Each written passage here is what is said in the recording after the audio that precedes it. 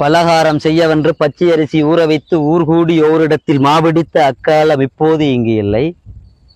நாலைந்து நண்பர்கள் கூட்டம் கூடி நாள்கிழமை தெரியாமல் பட்டப்பெயர் சுட்டி பாசாங்கில்லாமல் அரட்டை அடித்த காலம் இப்போது இங்கு இல்லை. காட்டுக்குயில் பாட்டு கேட்டு கூட்டம் கூடி ஆட்டம் போட்டு களிப்பாக கழித்திட்ட அக்காலம் இப்போது இங்கு இல்லை. தொலைபேசி பாவனையால் சொந்தமெல்லாம் தொலைஞ்சு போச்சு. அலைபேசி வந்ததனால் பிறர் அந்தரங்கம் தெரிஞ்சு போச்சு. பள்ளித்தோழிகள் பேர் சொல்ல முகத்தில் வந்த வெட்கம் இப்போது இங்கு இல்லை. காட்டில் மரங்கள் அசையவில்லை, கட்டடக்காட்டில் உயிர் இல்லை, விதைகள் நிலத்தில் விழவில்லை, அதன் விளைவு யாருக்கும் விளங்கவில்லை.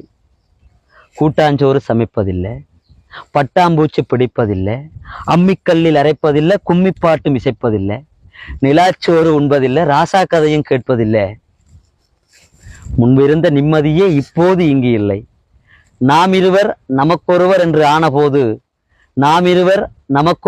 ஆனபோது பால்வாக்கும் சங்கு இல்ல, அரளிப்பூ செண்டில்ல, அள்ளி அணைக்க மாமன் இல்ல, சித்தப்பா பெரியப்பா யாரும் இல்ல, தாத்தா பாட்டி துணையும் இல்லை.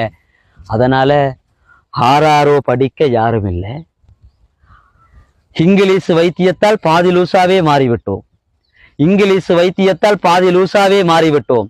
இப்படியே இறந்த காலத்தை எண்ணி நிகழ்காலத்தில் வருந்தும் நாம் எதிர்காலத்தில் என்ன செய்ய போகிறோம்?